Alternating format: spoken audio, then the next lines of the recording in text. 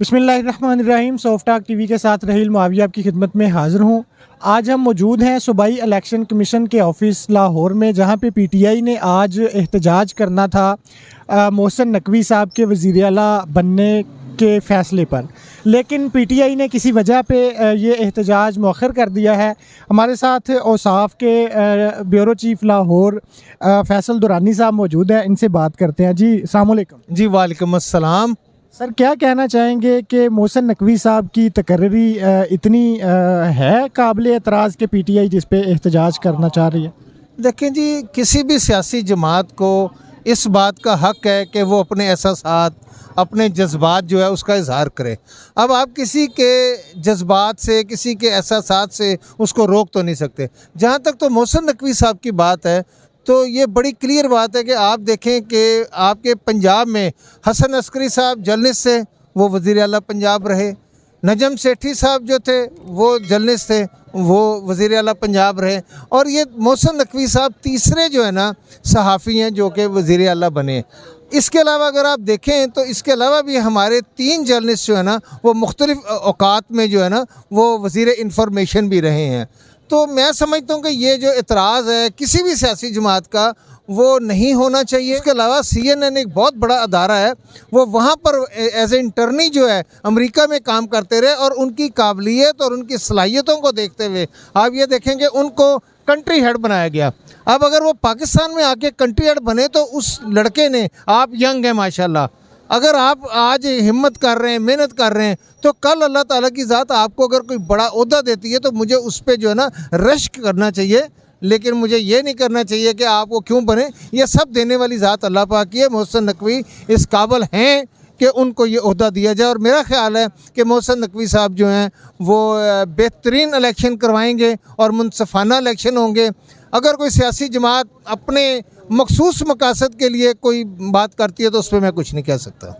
मोहसिन नकवी साहब के बारे में ये भी है कि वो जरदारी साहब के बड़ा करीब हैं और दस्ते रास्त समझे जाते हैं, तो इस पर आप क्या कहना चाहेंगे? अच्छा जी, देखें, जहाँ तक आपने बात की है ना कि मोहसिन नकवी आसफ जरदारी के बहुत करीब हैं, मैं भी कहता हूँ बहुत करीब हैं। आप मुझे बताएं कि क्या जर्नलिस्ट को किसी के करीब नहीं होना चाहिए? आप अगर नून लीग से ताल्लुक़ रखते हैं तो मैं जब तक आपके करीब नहीं होऊंगा मैं इंटरनल स्टोरी नहीं हासिल कर सकूंगा। और ये तो एक जर्नलिस्ट को बहुत बड़ा क्रेडिट जाता है, बहुत बड़ा क्रेडिट जाता है कि वो मुख्तलिफ सियासी जमातें जो हैं उनके बड़े जो रहनुमा उनके करीब हो। क्योंकि अगर वो नून लीग के करीब होंगे तो नून लीग की अंदर की स्टोरी मिलेगी, पीपल्स पार्टी के होंगे तो अंदर की स्टोरी मिलेगी।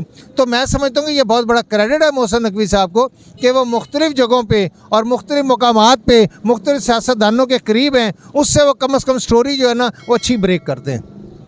मुस्लिम लीग नून ने जो 2 नाम दिए थे उसमें एक अहद चीमा साहब थे जो मुस्लिम लीग नून के बहुत करीब समझे जाते हैं, दूसरे मोहसिन नकवी साहब हैं, ये पीपी के बहुत करीब समझा जाते हैं। ये तो पीडीएम के जो है ना वो बैलेंस करने के लिए पीपी और नून लीग का एक नाम आ गया।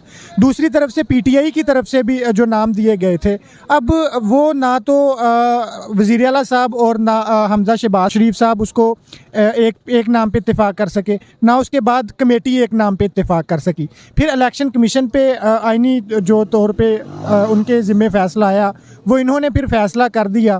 तो वो एक मुतनाज़े नाम थे जिसके लिए पीडीएम बहुत ज़्यादा मिसर थी, बल्कि बज़िद थी कि मोहसिन नकवी साहब ही होंगे।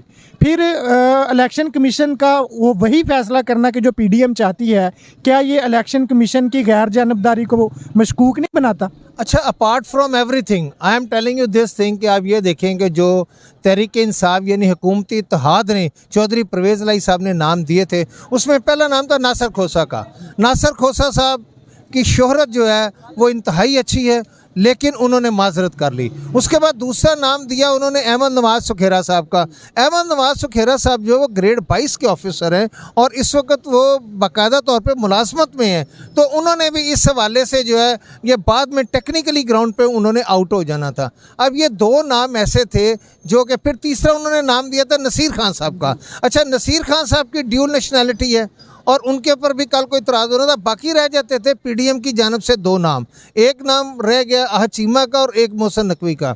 अब जहाँ तक मैं समझता हूँ कि इनके पास तो कोई ऐसा नाम नहीं था हुकूमती इत्तेहाद के पास जिसकी यानी शक व शुबा हो किसी दयानतदारी पे, ईमानदारी पे, क्रेडिबिलिटी पे। अहद चीमा साहब के ऊपर भी जो मुकदमात बनाए गए वो सियासी मुकदमात थे।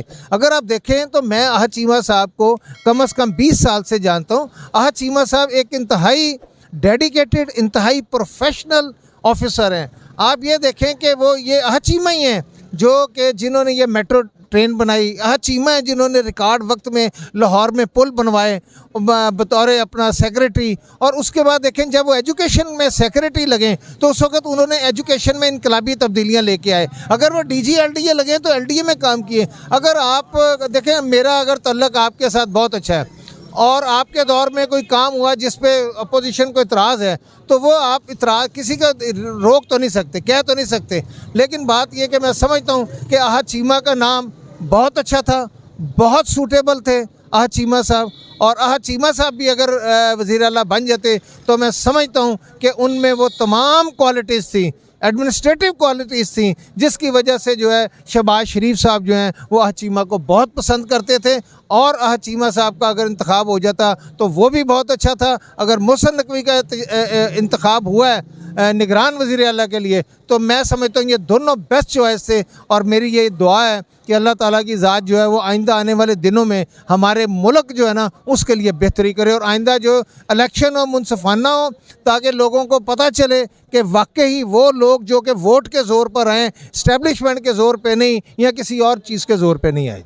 ये हमारे साथ सीनियर सहाफ़ी मौजूद थे जो अहद चीमा और मोहसिन नकवी साहब के पीडीएम की तरफ से नाम आने के हवाले से अपनी राय का इजहार कर रहे थे। इसी के साथ मुझे दीजिए इजाज़त। अल्लाह हाफ़िज़।